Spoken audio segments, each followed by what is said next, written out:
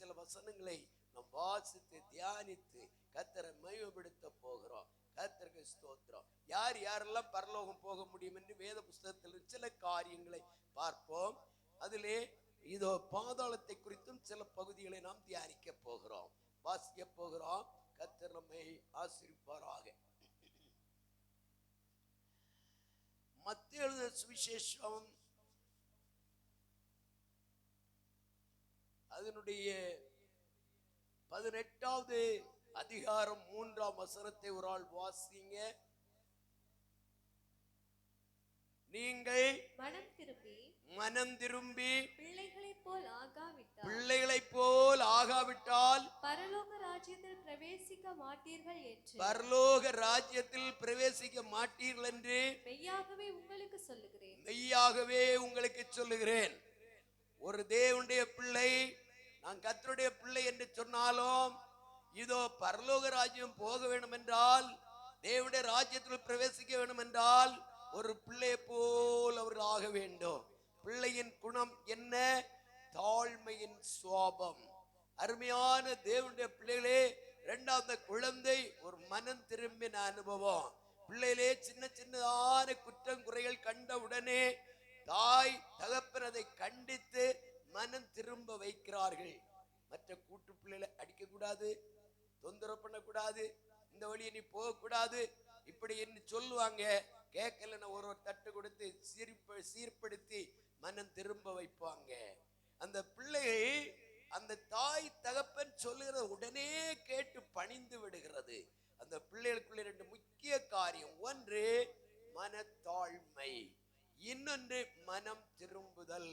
எல்லாரும் ஒரு அல்லேலூயா சொல்லுங்க, நல்ல அல்லேலூயா சொல்லுங்க. அப்ப பரலோக ராஜ்யத்துக்குள்ளே போக தகுதி நாம் அடைய வேண்டும் என்றால் இயேசு சொல்லுகிறார். திரும்ப அந்த வார்த்தையை வாசிங்க.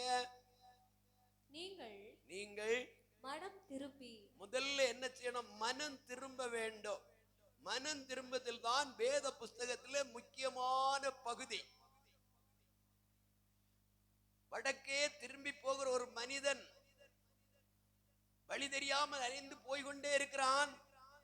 ஒருவர் வந்து சொல்கிறார், இந்த வழியை போனா நீ நினைக்கக்கூடிய அந்த இடம் போக முடியாது, நீ திரும்பி தெற்கே பார்த்து நடந்து இன்ன இடம் போ, அப்போதுதான் அங்கே குறிக்கப்பட்ட இடம் போய் சேர முடியும் என்று சொன்னால், உடனே அந்த மனிதன் அப்படியே அந்த இடத்தில் நிலையை மறந்து வேறு திசைக்கு நேராக திரும்புகிறான், மனம் திரும்பி போகிறான். அந்த மனம் திரும்புதலுக்குள்ளே நிறைய காரியங்கள் இருக்கிறது. முதலாவது மனம் திரும்புதலை குறித்து அருமையான யோவா ஸ்நானகன் மத்தேயு எழுதின சுவிசேஷத்திலே 3:2 சொல்லுகிறார். வாசித்து பாருங்க. கர்த்தருக்கு மனம் திரும்புங்கள், பரலோக ராஜ்யம் சமீபத்திருக்கிறது என்று பிரசங்கம் பண்ண. முதல் பிரசங்கம் மனம் திரும்புதல். நல்ல அல்லேலூயா சொல்லுங்க. மனம் திரும்ப வேண்டும், பழைய அனுபவத்தை விட்டு திரும்ப வேண்டும், பழைய சுவாபத்தை விட்டு திரும்ப வேண்டும், பழைய சிந்தனைகளை விட்டு திரும்ப வேண்டும். வைராக்கியம், கோபம், அசுத்தம் ஒன்றும் எல்லாவற்றையும் களைந்து மனம் திரும்பி பிள்ளைய போல் ஆக வேண்டும். கரங்களை தட்டுவீங்களா? கரங்களை தட்டி கர்த்தரை மகிமைப்படுத்துவோம். இல்லாதபடி ஞானஸ்நானம் எடுத்தாலும் சரி, அபிஷேகம் வாங்கினாலும் சரி, அந்த ஆத்மாவுடைய இருதயம் குழந்தைய போல் ஆகாவிட்டால் தேவனுடைய ராஜ்யத்தில் போக முடியாது. அது பிரசங்கியாரா இருந்தாலும் அப்படிதான், பிஷப்பா இருந்தாலும் அப்படித்தான். உலகத்திலே பிறந்த மனுஷன் எவராயிருந்தாலும் மனம் திரும்ப வேண்டும்.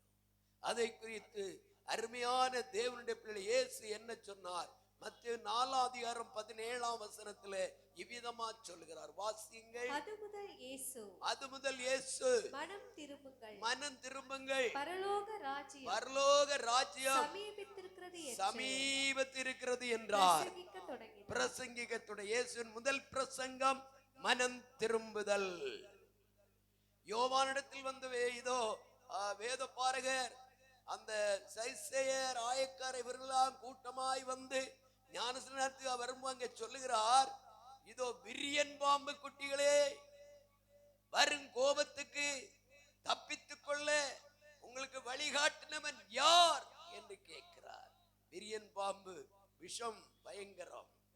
ஒரு அல்லேலூயா சொல்லுங்க. அது எதை காட்டுகிறது? ஒரு மனிதனுடைய பாவத்தை காட்டுகிறது, அசுத்தமான வழியை காட்டுகிறது, அசுத்தமான சிந்தனையை காட்டுகிறது, ஆண்டவர் பிரியல்ல அருவருப்பான கிரியைகளை காட்டுகிறது. அதை என்ன செய்ய வேண்டுமா? மனம் திரும்பி இந்த பாவங்களை அறிக்கையிட்டு ஆண்டவருக்குள்ள வரணும். மனம் சரியா திரும்பணும், மற்றவர்கள் மேல் இருக்கக்கூடிய வைராக்கியம் மாறணும், மற்றவர்கள் மேல் இருக்க கசப்புகள் மாறணும். வேதம் சொல்லுகிறது, கூடுமான எல்லா இடமும் நீங்க எப்படி இருங்க? சமாதானம் உள்ளவர்களாயிருங்கள். கூடுமான சமாதானம் உள்ளவர்கள கண்டிப்பா இருந்தே ஆகணும். அதுதான் கிறிஸ்தவ ஜீவியத்தின் அனுபவம். அருமையான தேவனுடைய பிள்ளை, அதே போல இதோ கர்த்தருக்கு ஸ்தோத்திரம். நீங்கள் அப்போஸ்தலர் பணி புத்தகத்தில் நீங்க வரும்போது சீசர்கள் பிரசவம் பண்ணுகிறார்கள். 2ஆம் அதிகாரம் 38ஆம் வசனம். ஹalleluya ஹalleluya. ஓரி கபரபலப ஷபபபபபப. அப்போஸ்தலர் 2 பேதுரு அவர்களை நோக்கி, பேதுரு அவர்களை நோக்கி, நீங்கள் மனம் திரும்பி ஒவ்வொருவரும் பாவ மன்னிப்புக்கென்று இயேசு கிறிஸ்து நாமத்தினாலே ஞான ஸ்நானம் பெற்றுக்கொள்ளுங்கள். அப்பொழுது பரிசுத்த ஆவியின் வரத்தை பெற்றுக் கொள்வீர்கள். அல்லேலூயா. பரிசுத்த ஆவியின் நிறைவை பெற்றுக் கொள்ள வேண்டும் என்றால் மனம் திரும்பி விட வேண்டிய காரியங்களை விட்டு ரட்சிக்கப்படணும். ரட்சிக்கப்பட்ட ஆண்டவர்களை வரும்போதுதான் தேவனுடைய பரிசுத்த ஆவியானவர் ஊற்றப்படுவார். அருமையான தேவனுடைய பிள்ளை போல் ஆகிற இருதயம் நமக்குள் வர வேண்டும். தாழ்மையின் இருதயம். இதோ கர்த்தருக்கு ஸ்தோத்திரம். அந்த பிள்ளையை தன் கரத்தில் ஏந்தி தன் மடியில் அமர பண்ணி கூட இருக்கிற சீஷர்களுக்கும் மற்ற ஜனங்களுக்கும் நான் சொல்லுகிறார், இந்த பிள்ளையை பாருங்கள். இந்த குழந்தை எவ்வளவு களங்கம் இல்லாத குழந்தை, எவ்வளவு தாழ்மையுள்ள குழந்தை. இந்த குழந்தை தான் பரலோக ராஜ்யம். கரங்களை தட்டி எல்லாரும் கர்த்தரை நான் ஸ்தோத்திரம் பண்ணுவோம். அருமையான தேவ பிள்ளை, நம்முடைய இருதயத்தை பார்க்கிறவ மனுஷன் அல்ல, நம்முடைய இருதயத்தை கர்த்தர் பார்க்கிறார். நம்முடைய இருதயம் கர்த்தருக்கு முன்பாக வைக்கப்பட்டிருக்கிறது. கர்த்தருக்கு ஸ்தோத்திரம் உண்டாவதாக. ஆம், தொடர்ந்து தேவனுடைய வசனங்களுக்கு எதிராக திரும்புவோம். நாம் என்ன செய்ய வேண்டுமாம்? மத்தேயு 3ஆம் அதிகாரம் 8ஆம் வசனம் படித்து பாருங்க. மத்தேயு 3ஆம் அதிகாரம் 8ஆம் வசனம். மனம் திரும்புதலுக்கு ஏற்ற கனிகளை கொடுங்கள். மனம் திரும்புதலுக்கு ஏற்ற கனிகளை கொடுங்கள். பாத்தீங்களா? நாம் மனம் திரும்பினோம் என்று சொன்னால் போதாது. ஒரு நல்ல மரத்துல நல்ல கனி கிடைக்கும். கேடான கசப்பான மரத்துல கேடான கனிகள் தான் கிடைக்கும். தேவன் நம்மை கவனிக்கிறார். என் பிள்ளையிடத்துல என்ன கனி இருக்கிறது? மனம் திரும்புவதற்கு ஏற்ற கனி என்ன கனி? வாசிங்க. கலாத்தியர்கள் நிருபம் 5ஆம் அதிகாரம் 21, 22, 22 அப்படி வாசிங்க. ஆவியின் கனி, எல்லாரும் கவனமாய் கவனிப்போம். ஆவியின் கனியோ அன்பு, சந்தோஷம், சமாதானம், நீடிய பொறுமை, தயவு, நற்குணம், விசுவாசம், சாந்தம், இச்சையடக்கம். இப்படிப்பட்டவைகளுக்கு விரோதமான பிரமாணம் ஒன்றுமே இல்லை. அல்லேலூயா அல்லேலூயா. மனம் திரும்பணும். மனம் திரும்புவதற்கு ஏற்ற கனி கொடுக்கணும். அது ஒரு நாளில முடியாதுங்க, 2 நாளில முடியாதுங்க. கொஞ்ச நாள் ஆண்டவர் சமூகத்தை தாழ்த்தி அர்ப்பணித்து அவருடைய இரத்தத்தால் கழுவப்படணும். அவருடைய இரத்தத்தால் கழுவப்படாதபடி பாவம் மன்னிக்கப்படுவது இல்லை. நீதிமொழியின் புஸ்தகம் 28:13 அதுதான் சொல்லுகிறது. வாசிங்க. நீதிமொழியின் புஸ்தகம் 28ஆம் அதிகாரம் 13ஆம் வசனம். தன் பாவங்களை மறைக்கிறவன் தன் பாவங்களை மறைக்கிறவன் வாழ்வடைய மாட்டான். வாழ்வடைய மாட்டான். அவைகளை அறிக்கை அவைகளை அறிக்கை செய்து விட்டு விடுகிறவனோ இரக்கம் பெறுவான். அறிக்கை செய்யணும், விட்டு விடணும். அறிக்கை செய்யாவிட்டால் பாவம் மன்னிக்கப்படாது, ரட்சிப்பு கிடைக்காது. ரோமர் 9:10 தானே வாசிங்க. ஹல்லேலூயா, ஹல்லேலூயா. ஓ தேவக்கரம், தேவ கிருபை, தேவ கிருபை. வாசித்து பாருங்க. ரோமர் 9:10.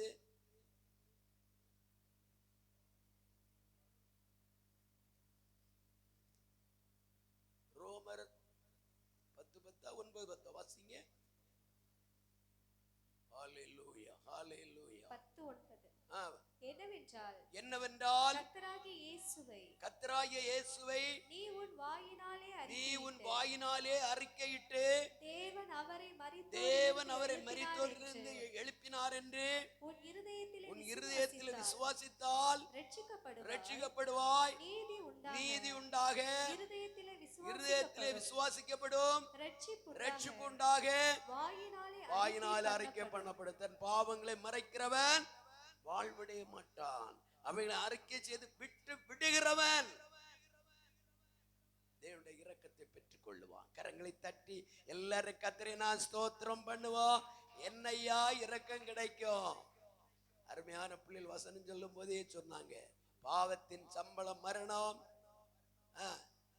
தேவனுடைய கிருபை வரமோ நித்திய ஜீவன். ஐயா, அந்த நித்திய ஜீவனை நானும் நீங்களும் பெற்றுக்கொள்ளத்தக்காக கர்த்தர் இந்த இடத்துல நம்மை கொண்டு வந்திருக்கிறார்.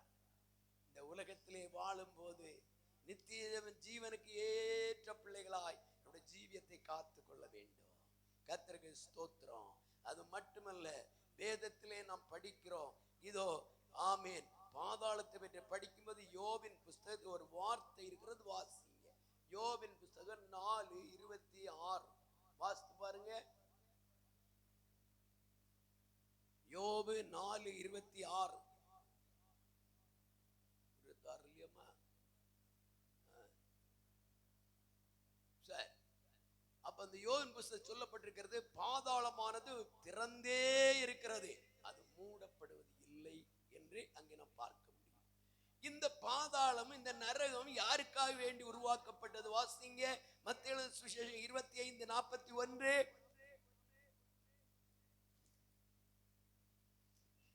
மத்தேயு 25. அப்பொழுது இடது பக்கத்தில் நிற்பவர்களை பார்த்து அவர் சபிக்கப்பட்டவர்களே, என்னை விட்டு பிசாசுக்காகவும் அவன் தூதர்களுக்காகவும் ஆயத்தம் பண்ணப்பட்டிருக்கிற நித்திய அக்கினியிலே போங்கள். பாத்தீங்களா, இது யாருக்காக வேண்டி பாதாளம் நரகம் உருவாக்கப்பட்டது? தேவனால் தள்ளப்பட்டதான தூதர்களுக்காக, தேவனுடைய சமூகத்தை கீழ்ப்படியாதபடி போன தூதர்களுக்காக. ஆமே, அந்த பிசாசுக்காகவும் அவருடைய சேர்ந்த தூதர்களுக்காக உருவாக்கப்பட்டதான் பாதாளம், மனிதனுக்காக அல்ல. மனிதன் எப்படியாலும் மனம் திரும்பி ஆண்டவருடைய ராஜ்யம் வருவதற்காக வேண்டிதான் பூமியிலே ஆண்டவராய் இயேசு இந்த உலகத்திலே வந்து பாவிகளை ரட்சிக்க முடிய சித்தம் கொண்டார். கரங்களை தட்டி எல்லாரும் கர்த்தரை நான் ஸ்தோத்திரம் பண்ணுவோம். எல்லாரும் கேட்பாங்க, ஐயோ, அவரா சிருஷ்டிக்கப்பட்ட ஜனத்தை ஆண்டவரே பாதாளத்துல தள்ளுவாரா என்று. பாதாளத்தில் தள்ளுவதற்கு அல்ல தேவன் நோக்கம். எப்படியாக எல்லா மனுஷர் ரட்சிக்கப்படவும், அது வசனம் படிங்க. 1 தீமோத்தேயு புஸ்தகம் 2 அதிகாரத்துல அதுல வருகிறது, எல்லா மனுஷரும் ரட்சிக்கப்பட வேண்டும். அதுதானேயா தேவ சித்தம், அதுதான் தேவனுடைய நோக்கம். கர்த்தருக்கு ஸ்தோத்திரம் உண்டாவதாக. அப்போ தேவனுடைய நோக்கம் நம்மிலே நிறைவேற வேண்டும் என்றால் நாம் செய்ய வேண்டியது என்ன? நம்முடைய பாவங்களை அறிக்கையிட்டு மனம் திரும்பி அவர் எதிர்பார்க்கிற கனி கொடுக்க வேண்டும். புரியுதா? ஒரு அல்லேலூயா சொல்லுங்க. அப்படி நாம் கனி கொடுத்தாதான் தேவனுடைய ராஜ்யத்துல போக முடியும். இனி யாரையா தேவனுடைய ராஜ்யத்துல போக முடியும்? அதுக்கு முன்பா அந்த பாதாளத்தில் இருக்கிற சில காரியங்களை குறித்து பார்க்க போகிறோம். வாசிங்க.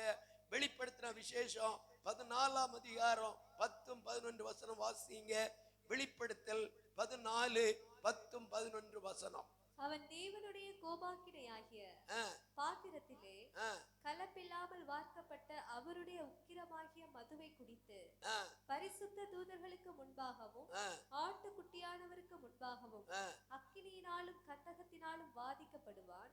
ஆ, அவர்களுடைய வாதையின் புகை ஆ, சதா காலங்களிலும் எழும்பும். ஆ.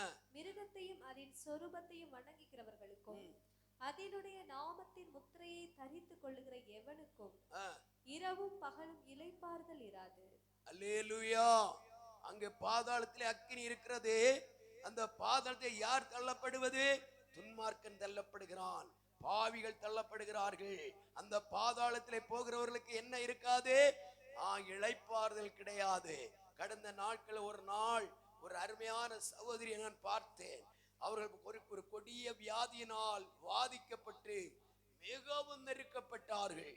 ஐயோ என்று சத்தம் போடுகிற சூழ்நிலை தாங்க முடியவில்லை. நல்ல பாம்பு கடித்தால் எவ்வளவு தூர சரீரம் கடுமையாக வாதிக்கப்பட்டு தரிப்பு தலைக்கு ஏறுமோ அதை போல நான் இதோ வாதிக்கப்படுகிறேன். 2 மணிக்கூருக்கு ஒரு மாத்திரை போட்டு பார்க்கிறேன், என்னால் முடியவே இல்லை, தாங்கவே இல்லை. அப்படியானால் அநேகம் பேர் என்ன செய்வது? இந்த வேதனை தாங்காமல் தற்கொலை பண்ணி விடுகிறார்கள். ஆனால் ஒன்று, இந்த பூமியில் இருக்கக்கூடிய இந்த சரீரத்தில் வருகிற வியாதியினால் வர வேதனை ஒரு மனிதனுக்கு மனுஷிக்கு தாங்க முடியாவிட்டால் நித்திய காலம் பாதாளத்திலே கொடுமையாய் எரிந்து கொண்டிருக்கிற அக்கினி, அது அவிந்து போகாத அக்கினி, நிலையான அக்கினி, நெடுநாளாய் கோடா கோடி காலமாய் அப்படியே எரிந்து மனுஷனை பாதிக்கிற அக்கினி, அந்த கடல்ல மனுஷன் தள்ளப்பட்டால் எப்படி எப்படி இருக்கும்? அதிலிருந்து அவனுக்கு மீட்பு உண்டோ? அதிலிருந்து அவனுக்கு மீட்பு உண்டோ? அப்படி தள்ளப்பட்டால் பூமியில் அவன் பிறந்த நாள் முதல் எல்லாம் கவனிங்க, எங்க கவனிங்க, சாக போகிற நேரம் வரையில் உள்ள காரியங்களை சிந்தித்து அவன் மனசாட்சியில் பாதிக்கப்படுவான். எங்கே போய்? நரகத்தில் போய். லூக்கா எழுதின சுவிசேஷம், லூக்கா எழுதின சுவிசேஷம் 16ஆம் அதிகாரம் 23ஆம் வசனம். எல்லாரும் எடுங்கம்மா. லூக்கா 16:23 வாசிங்க. பாதாளத்திலே அவன் வேதனைப்படுகிற போது தன் கண்களை ஏறெடுத்து தூரத்திலே ஆபிரகாமையும் அவன் மடியிலே லாசருவையும் கண்டான். அங்கே கீழே சொல்லப்படும், அங்கே நான் அதிக வேதனைப்படுகிறேன் என்று சொல்லி அவன் வேதனை. அப்பொழுது அவன், தகப்பனாகிய ஆபிரகாமே, நீர் எனக்கு இறங்கி லாசரு தன் விரலின் நுனியை தண்ணீரில் தோய்த்து என் நாவை குளிர பண்ணும்படி அவனை அனுப்ப வேண்டும். இந்த அக்கினி ஜுவாலையில் வேதனைப்படுகிறேனே என்று அலறுகிறான். தேவ பிள்ளையே, மனம் திரும்பணும், ஞானஸ்நானம் எடுக்கணும், அபிஷேகம் வாங்கணும், பரலோராஜ்யம் போகணும், ஆயத்தப்படு. இது இவங்க வேலை ஐயா. என்னைக்கு அவங்க இப்படியான்னு சொல்லுவாங்க. தேவ பிள்ளையே, காலம் தவறிவிடக் கூடாது. இனி காலம் செல்லாது. கர்த்தர் சித்தமானால் ஆகஸ்ட் மாதம் 15ஆம் தேதி ஒரு சிலருக்கு ஞானஸ்நானம் கொடுக்க போகிறோம். அதுக்கு முன்பா சில கூட்டங்கள் வைத்து அவர்களை ஆயத்தப்படுத்த போகிறோம். இந்த நாள் பகல் வேளை தேவனுடைய வார்த்தைக்கிற தேவ பிள்ளையே, யாரையும் கட்டாயமாக கொடுப்பது இல்லை. சில நேரம் சிலருக்கு கொடுப்பது ஆவியானவர் தூண்ட மாட்டா. வேண்டாம், கொஞ்சம் ஆயத்தப்படட்டும் என்று அமர்ந்திருக்கணும் கர்த்தருடைய பாதத்தில். எங்கேயுமே ஞானஸ்நானம் எடுக்கக்கூடாது, எவரிடத்திலும் எடுக்கக்கூடாது. உங்களுக்கு தியாகம் பண்ணுகிற உபவாசத்தை கண்ணீரோடும் பெருமூச்சோடும் உங்களுக்கு தியாகம் பண்ணி இருக்கிற ஊழியக்காரத்தை எடுத்தால் அது உங்களுக்கு ஆசீர்வாதம். ஒரு அல்லேலூயா சொல்லுங்க, நல்ல அல்லேலூயா சொல்லுங்க. அருமையான தேவ பிள்ளைகளே, கர்த்தர் நமக்கு என்ன சொல்லுகிறார்? மனசாட்சியில நம்முடைய பாவம் மன்னிக்கப்பட்டு ஆண்டவரோடு கூட உள்ள சரியான பிரகாரம் ஒரு சுத்திகரிப்பும் ஒரு மாற்றம் நமக்குள்ள வந்த பின்புதான் ஞானஸ்நானம் எடுக்க வேண்டும். ஞானஸ்நானம் என்று சாதாரண காரியம் அல்ல. 2 காரியம். ஒன்று பரலோகம், இன்னொன்று பாதாளம். பாதாளத்திலே அக்கினி கடல். இதோ பாதாளத்துக்கு கீழே அக்கினி கடல். அக்கினி கடல்ல போகிறவர்களுக்கு நாள் இருக்குது. அது கடைசி நியாயத்தீர்ப்பு நாள் முடிந்துதான் அக்கினி கடல்ல தள்ளப்படுவார்கள். அதுக்கு மேலாக ஒரு பகுதி பாதாளம்.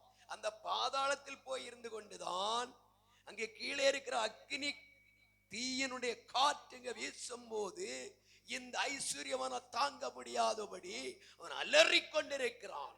பின்னும் ஒரு காரியம், அதே அதிகாரத்தில் நீங்க வாசிங்க, கீழே வாசிங்க, லூக்கா 24, 25 வாசிங்க, 16 அதிகாரம் விட்டுறாதுங்க, வாசிங்க. அதற்கு ஆபிரகாம், மகனே, நீ பூமியிலே உயிரோடு இருக்கும் காலத்தில் உன் நன்மைகளை அனுபவித்தாய், உன்னுடைய நன்மைகளை எல்லாம் அனுபவித்தாய். லாசரும் அப்படியே தீமைகளை அனுபவித்தான். அதை நினைத்துக்கொள். இப்பொழுது அவன் தேற்றப்படுகிறான், நீயோ வேதனைப்படுகிறாய்.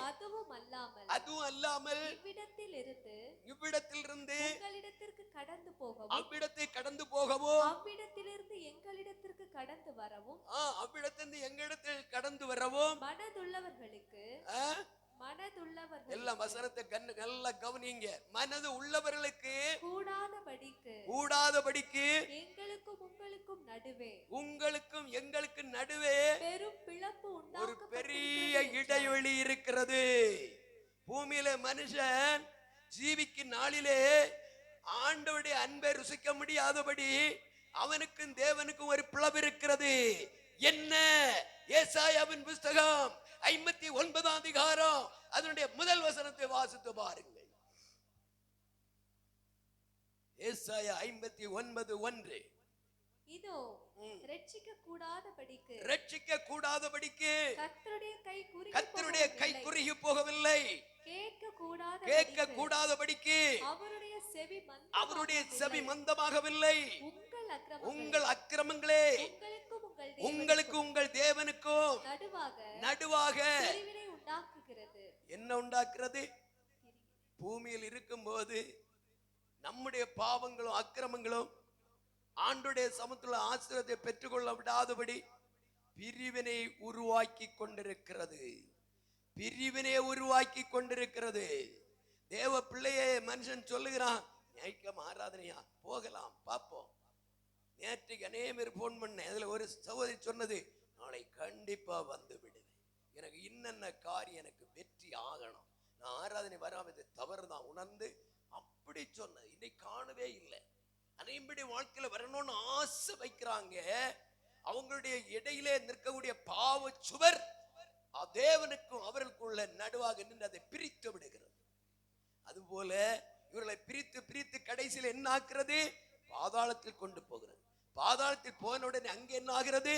பரலோகத்தை எட்டி பார்த்தால் பரலோகம் தெரிந்தோ தெரியலையோ இந்த வசனத்தின்படி தெரிவதாக சொல்லப்பட்டிருக்கிறது. தெரிந்தாலும் இங்க இருந்து பரலோகம் போகவே முடியாது.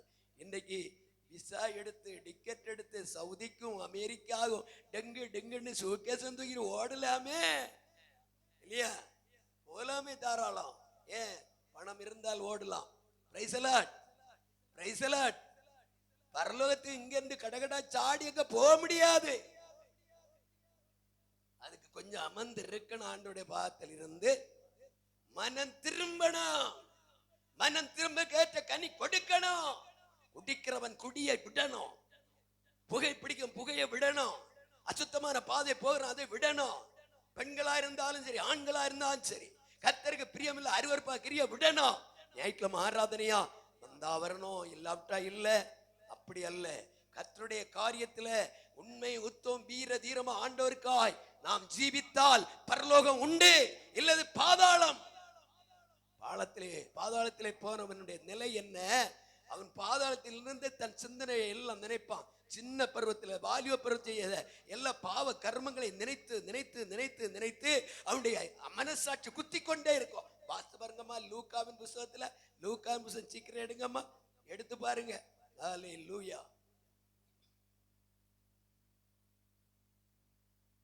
அதே அதிகாரத்தில் வாசிங்க, வாசித்து விட்ட பகுதி அது விட்டுருவீங்களா? அதுவும் அல்லாமல் கவனிங்க. அப்பொழுது அவன், அப்படியானால் தகப்பனே, எனக்கு 5 பேர் சகோதரர். கவனிங்க ஐயா எல்லாரும். அங்க போன 5 சகோதரருடைய ஞாபகம் வந்தது. 5 சகோதரர்கள் இருந்தார்கள். வாசிப்போம். அவர்களும் வேதனையுள்ள இந்த இடத்துக்கு வராத, இந்த வேதனை உள்ள இடத்துக்கு வராமல் அவன் போய், இந்த லாசரு போய் அவர்களுக்கு சாட்சியாக அறிவிக்கும் பொருட்டு நீர் அவனை என் தகப்பன் வீட்டுக்கு அனுப்பும்படி உம்மை வேண்டிக் கொள்ளுகிறேன். அம்மா, பாதாளத்தை இருந்தா ஞாபகம் வருது லாசருவை பற்றிய மதிப்பு. ஏற்கனவே லாசரு இவங்க கையில் இருந்து விழுந்த எச்சிகளை பிறக்கி தின்னவன். நாய் என்று விரட்டின இடத்துல இவன் உயிரோடு எழுமையாக போன ஏன்னு கேட்பாவளா? இவங்க மனசுக்குள்ள எப்படியா லாசரு போனா இனி போன ஒரு வித்தியாசம் நடக்கும். என் சகோதரில் வர அப்படி தடுக்க ஆண்டவருக்கு வசனம் சொல்லலாம் என்று அங்க போனப்ப ஞாபகம் வருது. நிறைய வாழ்க்கையில விலைய நல்ல வாலிப பருவத்தில் இருக்கும்போது வேத வசனத்தை நல்லா கேட்கிறாங்க. கீழ்ப்படி ஒன்று மன இருக்கு, ஆனாலும் என்ன செய்யற அல்லல் தட்டிடுறாங்க. கடைசி நேரம் ஜீவம் போற நேரத்துல இனி நான் மனம் திரும்புவேன், இனி ஞானஸ்நானம் எடுக்கேன், இனி ஆண்டோட பிள்ளைய மாறுவேன் கடைசியில ஒப்பு கொடுக்கிறாங்க. இங்க ஐஸ்வர்யம் பாதாளத்தை போன பின்புதான் அவன் தன்னை இதோ எல்லாம் உணர்ந்து பார்க்கிறான். கடந்த காலத்தில் அவன் செய்த கிரியைகளை எல்லாம் உணர்ந்து பார்க்கிறான். ஒரு தேவ பிள்ளை இந்த உலகத்தை 100 வருஷம் ஜீவித்திருந்தாலும் அவன் சிந்திக்கக்கூடிய சிந்தனை, செய்யக்கூடிய செயல்கள், கிரியைகள் ஒரு நாள் அவனுடைய மனசாட்சி அவனை குத்தும், பாதிக்கும். ஒரு தேப்பு எப்படி எல்லா காரியம் பிடித்து வைத்திருக்கிறதோ அதை விட அதிகமா இந்த மனசாட்சி, அவரவருடைய மனசாட்சி அவரவர்களுக்குள்ளாக அவரவர்கள் செய்கிற நன்மையோ தீமையோ எந்த பாவமோ அக்கிரமமோ எதுவா இருந்தாலும் எல்லாவற்றையும் பிடித்து வைத்திருக்கோம். என்றைக்கெல்லாம் தேவனுடைய ஆவியானவர் ஊழியக்காரரை தேவனுடைய வார்த்தை சொன்னாரோ, எத்தனை விதமான வார்த்தை உங்களுக்கு எச்சரிக்கப்பட்டதோ அவைகளெல்லாம் உங்கள் மனசாட்சி எடுத்து சொல்லு. கரங்களை தட்டி கரங்களை தட்டி கரங்களை தட்டி அருமையான தேவ பிள்ளையே, இதோ தேவனுடைய தீர்ப்புக்கு முன்பாக யாரும் தப்பவே முடியாது. நியாயத்தீர்ப்பின் நாள்ல முதலாவது நம்ம நியாயம் தீர்க்க நம்முடைய மனசாட்சி.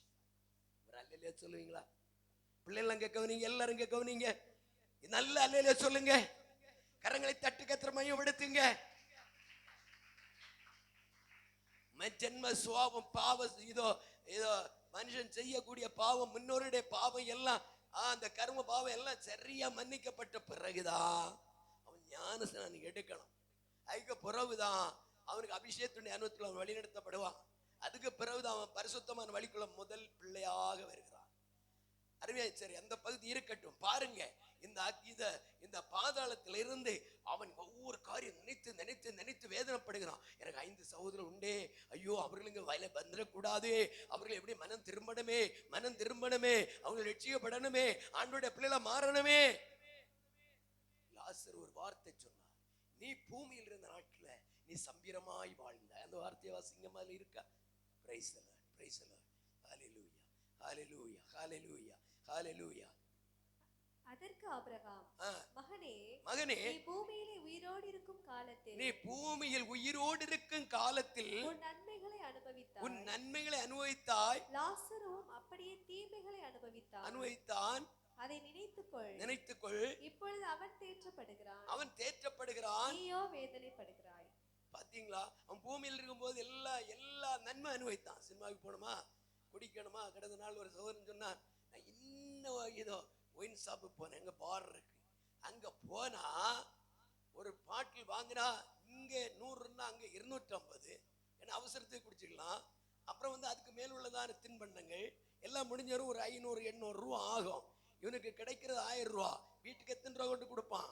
பூமியில் இருக்கும்போது தன் சரீரத்தை கொழுக்க பண்ணி, தன் சரீரத்தை அழகுபடுத்தி, தன் சரீரத்தை ஆரோக்கியப்படுத்தி, குடித்து வெறித்து, ஐயோ தன்னுடைய ஆத்மாவையும் கெடுத்து சரீரத்தையும் கெடுத்து சின்ன பின்னமாக்கி கொஞ்ச நாள் ஜம் ஜம் ஜம்னு நடக்கிறான். போட்டும் சூட்டும் டையும் கட்டி, அப்படா அவன் வரத்தை பார்த்தா ஐயோ கார்ல இறங்குறான். கொஞ்ச நாள் போன அவன் எங்க இருக்கான்? வெளிநாட்டுல இருக்கான். பிளைட்ல போய் அங்க இருக்கிறான். அங்க எங்கவா கொஞ்சம் வருஷம், ஒரு 20-30 வருஷம் ஜம்முன்னு நடக்கிறான். அதுல இருந்து நாட்கள் போகும்போது பயங்கர வியாதிகள் பிடித்து கொஞ்சம் கொஞ்சமாய் எலும்பு தோலுமா மாற்றப்படும். கடந்த நாள் ஒரு வீட்டுல போனேன். ஒரு அருமையான சகோதரன் படுக்கையில் இருக்கிறார். ஒரு நாள் அந்த மனுஷனை பார்க்கும்போது ஜம்முன்னு இருந்தேன். அருமையான அழகுள்ள மனுஷன். இன்றைக்கு அந்த மனுஷனை பார்த்தால் எலும்பும் தோலுமா இருக்கிறான். பரிதாப நிலை. நீ இதை செய்யாத, நீ இப்படி இரு, விட்டு இந்த பாதை என்று சொன்ன கேட்க மன இல்ல, மனம் திரும்ப மனம் இல்ல. இந்த நாள் பகல் வேளையிலே மனம் திரும்ப ஏற்ற கனியை கொடுத்து ஆண்டவருக்கு பிரியமாய் நடந்தால், தேவனுக்கு பார்வையில் நன்மை செய்தால் என்ன செய்யணும்? என்ன செய்யணும்? அவன் நன்மைகளை செய்தான், நீயோ தீமைகளை செய்த. அங்கிருந்து நன்மையான எல்லாம் தாராளமாக உலகத்திலிருந்து அனுபவித்த, அவனோ தீமைகளை அனுபவித்தான். ரெண்டு பேருக்குள்ள வித்தியாசம், அவனுக்கு நித்தியத்துல ஆபிரகாமுடைய மடி, உனக்கோ நித்திய காலம் உள்ள பாதாளம். எவ்வளவு பரிதாபம். அருமையானதோட அப்படிப்பட்ட இடம் நம்ம போயிடக்கூடாது. அதுக்கு வேண்டியாரு இங்க வந்திருக்கிறோம். அதனால நீங்க யாரெல்லாம் ஞானஸ்நானம் எடுக்கலையோ ஒப்பு கொடுங்க, மனம் திரும்புங்க, தேவனுடைய பிள்ளைகளை உங்களை அர்ப்பணம் பண்ணுங்க. சில நாள் உங்களுக்கு தொடர்ந்து நான் இப்ப எல்லாம் லிஸ்ட் வச்சிருக்கிறேன் யாரெல்லாம் ஞானஸ்நானம் எடுக்கணும்னு. அப்போ ஆவியானவர் ஊழியக்காரர்களை காட்டியது ஒழுங்குபடி எடுக்கும் போது அது ஆசீர்வாதமா இருக்கும். உங்களுக்காண்டி தினமும் ஜபித்து கொண்டிருக்கிறோம். நீங்கள் நன்மையா இருக்கணும், ஆசீர்வாதமா இருக்கணும், மேன்மையா இருக்கணும். நீங்கள் பாதாளம் போய்விடக் கூடாது. சரி, அப்போ பாதாளத்தை பற்றி ஒன்று ரெண்டு காரியம் கூட நாம் வாசிக்க போகிறோம். வாசிங்க அந்த வெளிப்படுத்தின விசேஷம் 20:15 வாசிங்க. ஆமென். வெளிப்படுத்தல் 20:15. ஜீவ புஸ்தகத்திலே எழுதப்பட்டவனாக, ஜீவ புஸ்தகத்திலே எழுதப்பட்டவனாக காணப்படாதபடி காணப்படாதவன் எவனோ அவன் அக்கினி கடலில் தள்ளப்பட்டான். ஜீவ புஸ்தகம் உன் பெயர் இருக்கிறா சகோதரா, சகோதரி, உன் பெயர் ஜீவ புஸ்தகத்தில் இருக்கிறதா? ஜீவ புஸ்தகத்தில் இல்லாவிட்டால் ஓ உன்னுடைய பெயர் இதோ அங்கே புழுதியில் எழுதப்பட்டிருக்கு என்று வேதம் சொல்லுகிறது. எங்க எழுதப்பட்டிருக்கோம்? இன்னைக்கு நிறைய டாப்புகள பேர் இருக்கு. எந்த டாப்ல இருந்தாலும் உன் பெயர் இருக்க வேண்டிய ஒரே ஒரு புஸ்தகம் ஜீவ புஸ்தகம். அந்த ஜீவ புஸ்தகம் உன் பெயர் எழுதியிருந்தால் பரலோகத்தினுடைய மேன்மை உனக்கு கிடைக்கும். ஜீவ புஸ்தகம் பெயர் எழுதாவிட்டால் நிச்சயமாக பாதாளம் தான். ஐயோ, பரிதாப நிலை, பரிதாப நிலை. 30-40 வருஷம் ஜம்முன்னு வாழ்ந்து கடைசியில நரக வேதனை பாதாளத்தில் இடந்து வேதனைப்பட்டா எத்தனை காலம்? கோடி யுகங்கள். அங்கிருந்து திரும்பி வரவே முடியாது. அப்படியான பூமியில் நம்ம இருக்கும் போது ஆண்டவருக்காக நம்ம வாழ்க்கையார் எது விளவு சொல்லியும் செவிட்டு பிரியனை போல அநேகருடைய வாழ்க்கை கடந்து போய்கொண்டிருக்கிறது. எவ்வளவு சொன்னாலும் கீழ்ப்படிய மாட்டோம், இப்படிதான் இருப்போம்.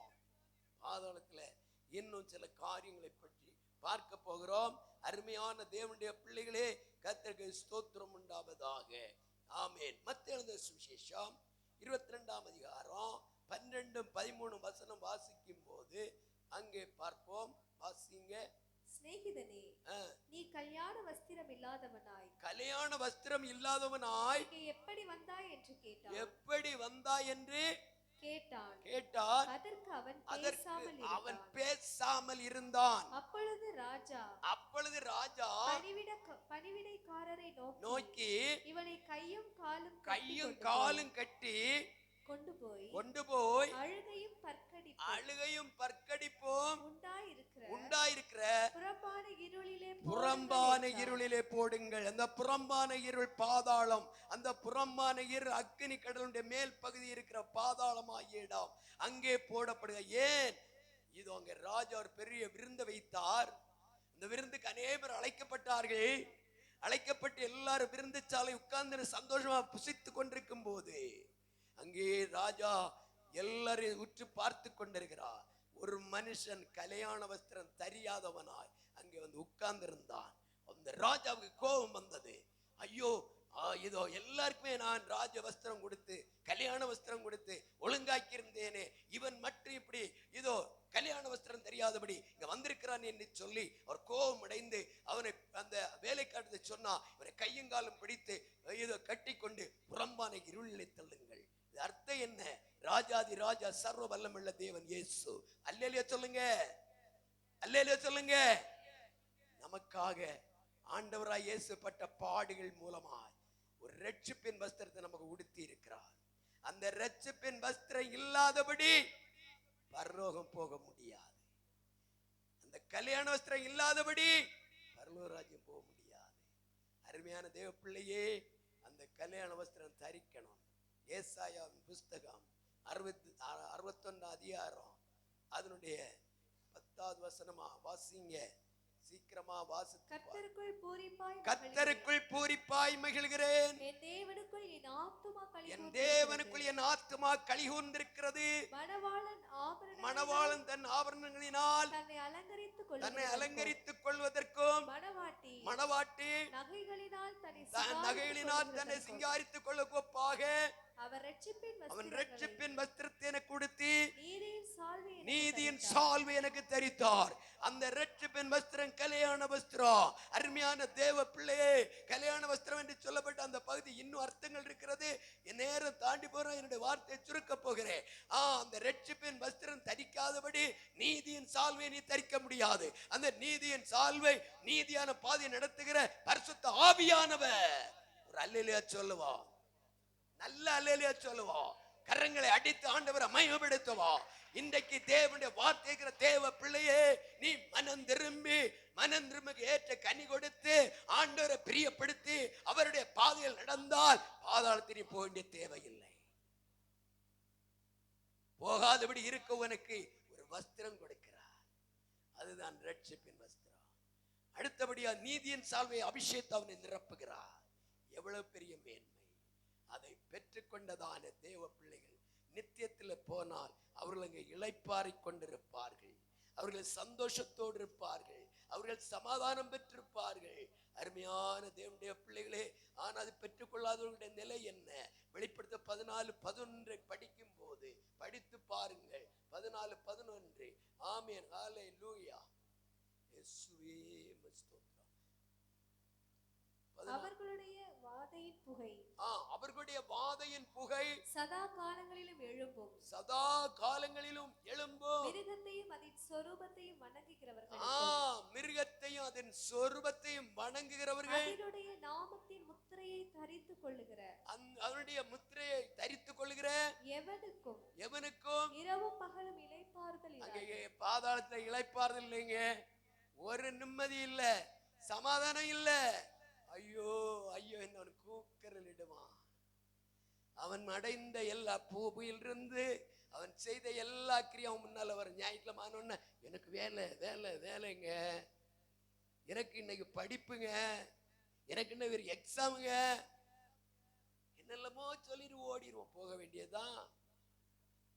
இன்னும் முக்கியமான திருமண வீடு, முக்கியமான பங்கன், தேவ பிள்ளை கொஞ்ச நாள் ஆண்டு பூமியில் நம்மளை வச்சிருக்கிறார். பூவை போல வாடி போகிற வாழ்க்கை, புல்லை போல காய்ந்து போகிற வாழ்க்கை. காலையில் காணக்கூடிய பூ மாலையிலே வாடி போகிறது, அதே போல் நம்முடைய வாழ்க்கை வாடப் போகிறது. அப்படியானால் நாளை என்பது நம்முடைய நேரம் அல்ல. எத்தனையோ மரணத்திலிருந்து ஆபத்தின் தேவனை விடுவித்து நீ எனக்கு வேணும் என்று சொல்லி சகோதரா சகோதரி, இந்த உலகத்திலே தேவன் உன்னை மீட்டு வைத்திருக்கிறது எதற்காக? மனம் திரும்பு, விட வேண்டிய பாவங்களை விட்டு திரும்பு. திரும்பாவிட்டால் பாதாளத்திலே பாதிக்கப்பட வேண்டியதுதான். கொடிய வேதனை, ஒரு சின்ன புண் சரியத்தை தாங்க முடியாத வேதனை. ஆனால் நாம் மனம் திரும்பி ஆண்டவர் பிரியமான பிள்ளைகள் ஆகிவிட்டால் பரலோக ராஜ்யம் சமீபத்திருக்கிறது. நம்முடைய பெயர் ஜீவவசத்தில் எழுதப்பட்டு நித்தியத்தில் நம்முடைய தேவன் சேர்ப்பார். அங்கே எப்படி இருக்கும் அதை ஒன்று வாசிப்போம். 14ஆம் அதிகாரத்தினுடைய இப்ப நீங்க 11 வாசித்தீங்க. பின்பு பரலோகத்தில் இருந்து 13ஆம் வசனம்.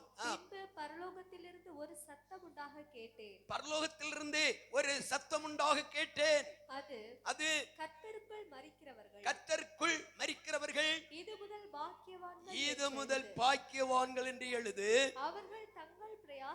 அவர்கள் தங்கள் பிரயாசங்களை விட்டு ஓய்ந்து இளைப்பார்வார்கள். அவர்களுடைய பூமியிலே அவர்கள் செய்த எல்லா கிரியைகளும் அவர்களோடு சேர்ந்து போய்கொண்டே இருக்கும். ஆவியானவர் திருவுளம் பற்றுகிறார் என்று ஆம் என்று திருவளம் பெற்றுகிறார். அருமையான தேவப்பிள்ளை, பூமியில் நம்ம எதை செய்தாலும் எதை சொன்னாலும் எப்படி நடந்தாலும் எல்லாவற்றுக்கும் ஒரு பலன் உண்டு, எல்லாவற்றுக்கும் ஒரு முடிவு உண்டு, எல்லாவற்றுக்கும் ஒரு கணக்கு உண்டு, கடைசியில் ஒரு சம்பளம் உண்டு. பாவத்தின் சம்பளம் மரணம். அந்த மரணம் இரண்டாம் மரணம், சரீர மரணம் அல்ல அங்க சொன்னது, இரண்டாம் மரணமாகி அக்கினி கடல். அதுக்கு தப்புவதற்காக தான் ஆண்டவராய் இயேசு ஒவ்வொரு நாளும் வேத வசனங்களை கொண்டு நம்முடைய எச்சரித்துக் கொண்டிருக்கிறார். வருகிற ஞாயிற்றுக்கிழமைக்குள்ளாக ஆண்டோட வருகை இருக்குமோ என்னமோ நமக்கு தெரியாது. மனம் திரும்புவோம். நித்தியத்திலே மகிமையா ஜொலிக்கிற அந்த இடத்திலே இளைப்பாரி சந்தோஷமா இருக்க ஆண்டவரை கிருபை தருவாராக. நம்ம தேவனுடைய கருத்து ஒப்பு கொடுப்போம். எல்லாரும் அப்படி எழும்புவோம். எழும்பி தேவனை ஆராதிக்க போகிறோம். ஹல்லேலூயா, ஹல்லேலூயா, ஹல்லேலூயா, ஹல்லேலூயா, ஹல்லேலூயா. இரத்தத்தால் ஜெயம் எடுக்கிறோம், இரத்தத்தால் ஜெயம் எடுக்கிறோம். எல்லாரும் மெதுவா எழும்பி விடுவோம். ஆமென், ஆமென், ஆமென், ஆமென், ஆமென், ஆமென். கர்த்தருக்கு முன்பாக நல்ல ஒரு பரிசுத்தமான வாழ்க்கை செய்து நித்திய ராஜ்யத்தை சுதந்தரிக்க ஆண்டவரே என்னை பரிசுத்தப்படுத்தும், என்னை சுத்திகரியும். நான் கேட்கிற வேத வசனம் எனக்கு நியாய விதியாய் மாறாதபடி, நியாயத்திற்கு ஏதுவாய் மாறாதபடி, நித்திய ஜீவனுக்கு ஏற்றதாய் மாற என்னை பரிசுத்தப்படுத்தும், என்னை சுத்திகரியும். நான் உமக்கு ஏற்ற கனி நான் கொடுக்கணும் அப்பா. நீர் விரும்புகிற கனி என்னில வெளிப்படணும். நான் மனம் திரும்பட்டும். என்னென்ன குறை, குற்றம், பாவம் என்னில இருக்கிற நான் விட்டு விடுகிறேன். ஒருவேளை நீ ஞானஸ்நானம் எடுத்த தேவ பிள்ளையா இருக்கலாம், ஞானஸ்நானம் எடுக்காத ஆத்மாவா இருக்கலாம். நீ எதுவா இருந்தாலும் இந்த நாள், இந்த மத்தியான வேளையிலே தேவனுடைய பரிசுத்த ஆவியானவர் உன்னோடு பேசிக் கொண்டிருக்கிறார். மனம் திரும்பினால் நித்திய நித்திய இளைப்பாறுதல், மனம் திரும்பாவிட்டால் நித்திய நித்திய கொடுமையான அக்கினி கடல்.